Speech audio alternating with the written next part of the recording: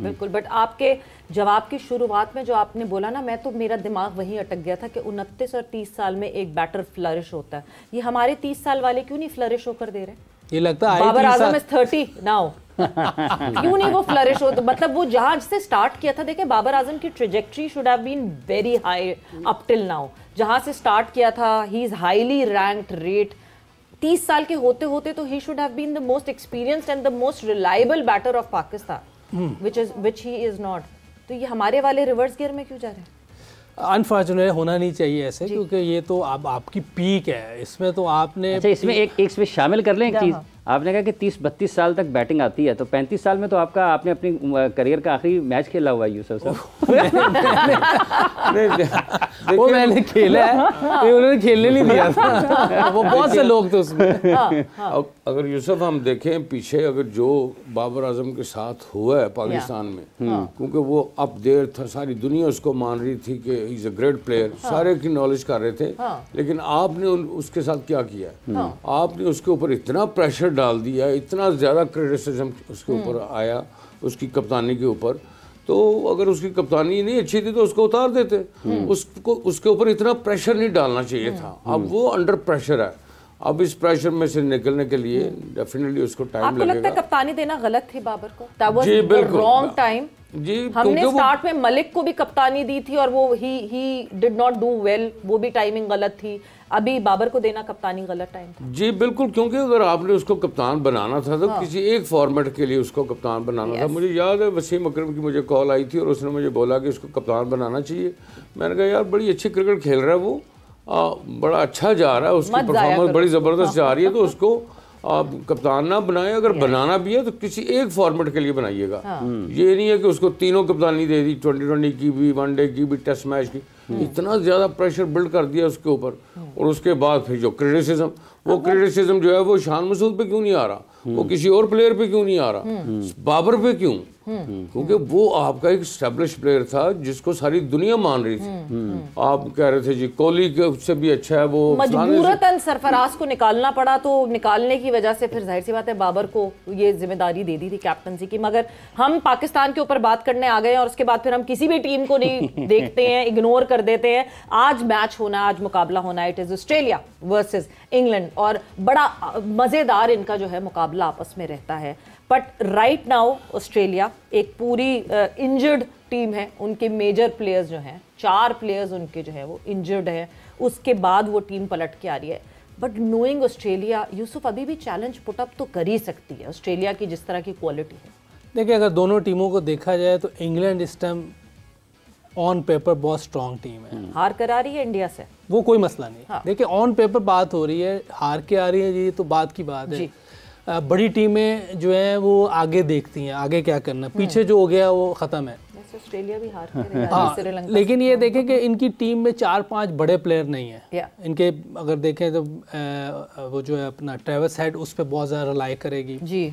Smith वो stability देगा team को जी।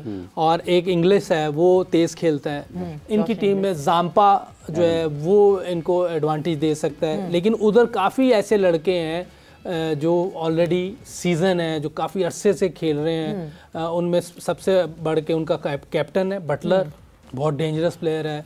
और साथ जो रूट है वर्ल्ड क्लास प्लेयर है। मेरा ख्याल इस दौर में अभी तक 2-3 प्लेयर हैं जो टॉप के प्लेयर हैं, जिनकी टेक्निक और सारी चीज़ें बहुत ज़बरदस्त। उसमें जो रूट टॉप पे है जी।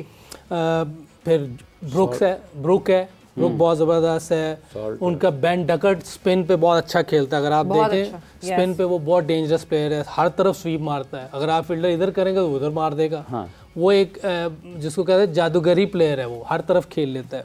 तो इनकी फास्ट बॉलिंग में आर्चर है, एटेंकिंसन बैटिंग भी कर लेता है। तो Rashid world class leg spinner, इसने लंबी क्रिकेट खेली हुई है, ये हर जगह अच्छी बॉलिंग करता है। ये इसकी आप देखें कोहली को इसने कितनी बार आउट किया है, वर्ल्ड क्लास प्लेयर है, जितना इसने उसको आउट किया है ये खेलने नहीं देता, हर दफ़ा आउट किया है। इस सीरीज़ में भी 2 दफ़ा आउट कर गया ये जो इंडिया और इंग्लैंड की सीरीज।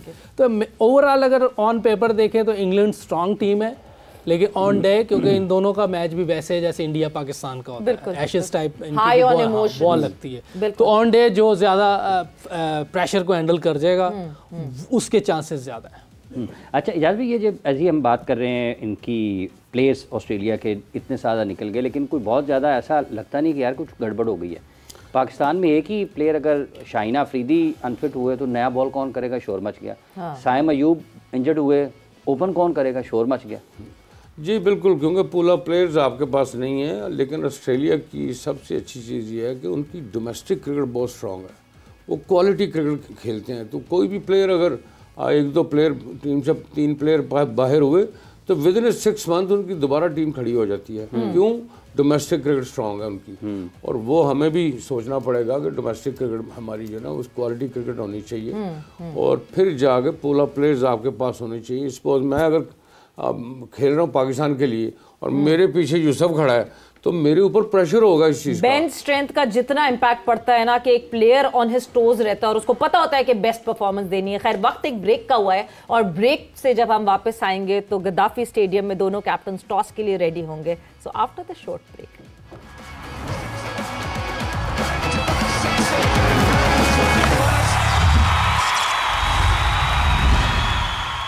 कल हुआ एक मुकाबला कराची में जहां पे साउथ अफ्रीका और अफगानिस्तान आमने सामने हुए, और साउथ अफ्रीका बड़ी थ्रेटनिंग टीम लग रही है, दे आर शोइंग कि हाँ जी वो भी कहीं टॉप पे एंड कर सकते हैं। बात होगी उस मैच के हवाले से भी। मैं हूं सवेरा पाशा और मेरे साथ मौजूद है हाफिज मोहम्मद इमरान। और बिल्कुल सवेरा, 29 साल बाद अगर पाकिस्तान में ICC का इवेंट हो रहा है तो ये पाकिस्तान के लिए खुश आइंदा। और आज 29 साल के बाद 1996 में वर्ल्ड कप का फाइनल वो आखिरी मैच था जिसमें ऑस्ट्रेलिया और श्रीलंका आमने सामने आई थी, जिसमें श्रीलंका ने कामयाबी हासिल की थी। और आज 29 साल के बाद लगभग पाकिस्तान में ऑस्ट्रेलिया और इंग्लैंड जिंदा दलाने लाहौर शहर में आमने सामने आ रही हैं। तो ये एक तारीखी लम्हा है लाहौर के लिए भी, और वो आखिरी मौका था जब एक बड़ा काम हुआ। जो छत नज़र आती है कदावी स्टेडियम के ऊपर, वो 1996 के वर्ल्ड कप की एक यादगार है। अब वो गिराई गई है और एक नया स्टेडियम यहाँ पर मौजूद है। नज़र आती थी, अब नहीं आ रही है। तो ये वो चीज़ें जिन पर गुफ्तगू करेंगे। ऑस्ट्रेलिया इंग्लैंड का मैच है, अफगानिस्तान ने कामयाबी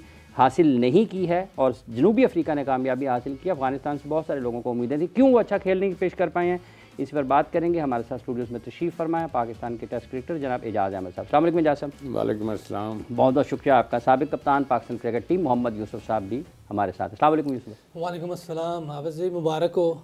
हाँ जी, प्रेडिक्शन सही होती है। बट एजाज़ साहब खुशामदीद। हम जोर का जोड़ की फैमिली के मेंबर्स को बढ़ाते जा रहे हैं, तो आप एक और फैमिली मेंबर अब हमारे हो गए हैं। सो खुशामदीद on this platform. Thank you ji. मुकाबला जिस तरह रहा, यूसुफ आपसे मैं शुरू करूंगी। अफगानिस्तान मैं भी बड़ा हाईली रेट कर रही थी, आपने भी अपनी टॉप 4 में जो है वो अफगानिस्तान को रखा। क्या हो गया, what went wrong? Is this the format या फिर उनके लड़के फॉर्म में नहीं लगे?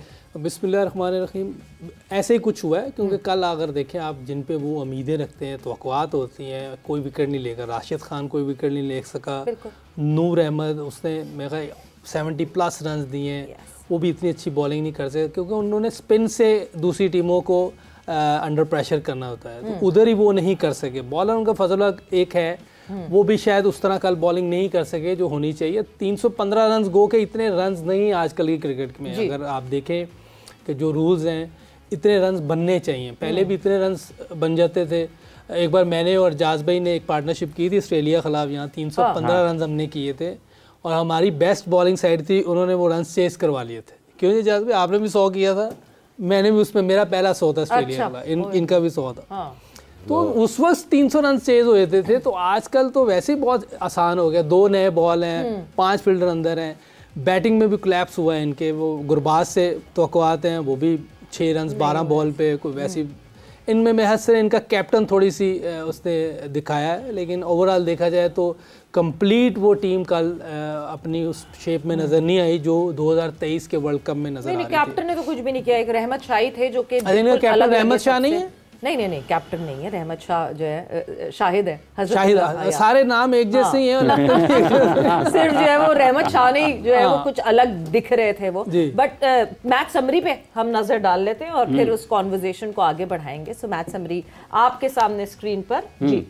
जी मैच समरी कुछ इस तरीके से है कि अगर आप कल के होने वाले मैच में, जिसमें जनूबी अफ्रीका और अफगानिस्तान आमने सामने थे, रिकल्टन ने 103 रन स्कोर किए, बवूमा 58 रन कर पाए और उसके साथ मार्करम के 52 बड़े शानदार रन्स नज़र आते हैं। वार्नर डूसन की भी 50 है, रहमत ने जब आप इनको देखते हैं तो नबी के 51 रन्स पर 2 विकेटें, अजमतुल्लाह ने 39 रन देकर 1 विकेट हासिल की, फजल फारूकी 59 पर 1 विकेट हासिल कर सके, नूर के 65 रन और उनको 1 विकेट मिली। इसके जवाब में 208 रन बना सकी अफ़गानिस्तान की टीम। रहमतुल्लाह 90 रन, राशिद के हैं 18 रन, अजमतुल्लाह के 18 और उसके बाद इब्राहिम के हैं 17 रन। 43.3 ओवर्स में आउट हो गई अफगानिस्तान की टीम। रबाडा ने 3 विकेटें हासिल की 36 रन के एवज, मुल्डर ने 36 रन के एवज 2 विकेटें हासिल की।